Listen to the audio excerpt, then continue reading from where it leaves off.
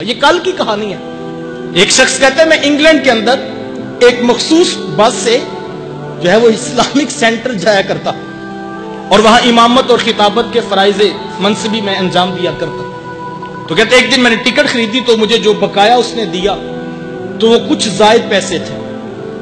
میں سمجھا شاید مجھے غلطی لگی ہے تو میں نے دوبارہ گنا تو وہ واقعی زیادہ تھے پیسے۔ تو میں نے اپنے پیسے رکھ کر بقایا اس کنڈکٹر کو دیے اور میں نے کہا جناب شاید کہ آپ کو غلطی لگی ہے، میرا بقایا اتنا نہیں بلکہ اتنا بنتا۔ تو وہ شخص کہنے لگا کہ میں نے قصدن اور جان بوجھ کر تمہیں زائد پیسے دیے تھے۔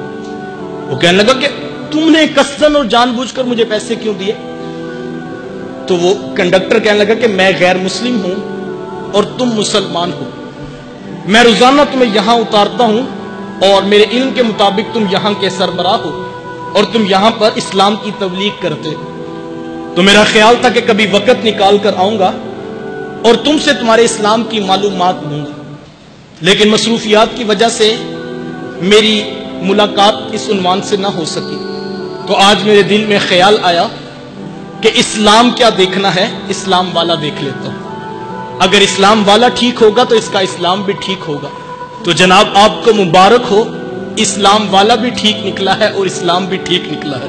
تو ہاتھ پکڑیے نا، مجھے بھی اس رسول کی سونی دہلیز پہ کھڑا کر دے کہ 1400 سال کے بعد بھی جس رسول کا امتی دھوکہ نہیں دیتا ہے تو اس رسول کا پیغام کتنا پختہ ہوگا۔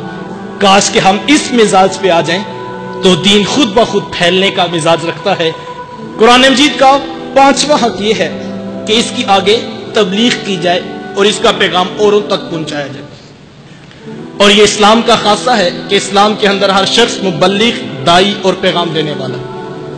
اور میرا تبلیغ سے قطعاً یہ مراد نہیں ہے کہ ہر شخص خود کو مفتی بنا کر فتویٰ دینے کی مسند پہ بیٹھ جائے۔ میں جس تبلیغ کی آپ کو دعوت پیش کر رہا ہوں وہ کردار کی تبلیغ ہے، اور صحابہ نے مستند انداز میں یہی تبلیغ معاشرے کے سامنے پیش کی تھی۔ صحابہ مدینے سے تجارت کی غرض سے نکلے، کسی یہودی کسی عیسائی کی دکان پہ کھڑے ہو کر جب مال تجارت پیش کیا، ایک بار، 2 بار، 3 بار، جب صحابہ واپس پلٹے تو وہ یہودی وہ عیسائی سوچ میں پڑ گیا کہ یار پتہ نہیں کس مذہب کا ماننے والا ہے، جب بھی آتا ہے بات بھی سچی کرتا ہے، وعدہ خلافی بھی نہیں کرتا، اور یہ کیسا عجیب تاجر ہے، لوگ تو خوبیاں بتائے نہیں تھکتے اپنے مال کی، لیکن یہ جاتے جاتے اپنے مال کی خامی بھی بتا جاتا ہے۔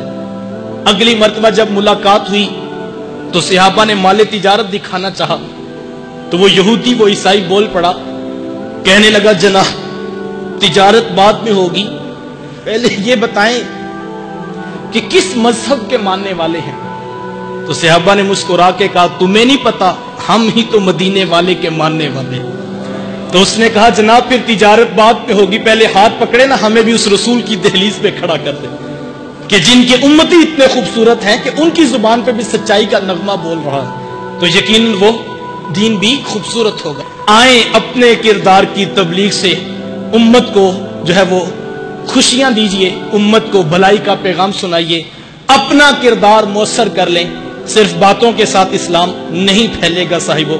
ہم میں سے ہر شخص چاہتا ہے کہ یہ لوگ ٹھیک ہو جائیں تو پھر معاشرہ ٹھیک ہو جائے، نہیں میں ٹھیک ہو جاؤں گا تو معاشرہ خود بخود ٹھیک ہونا شروع ہو جائے گا۔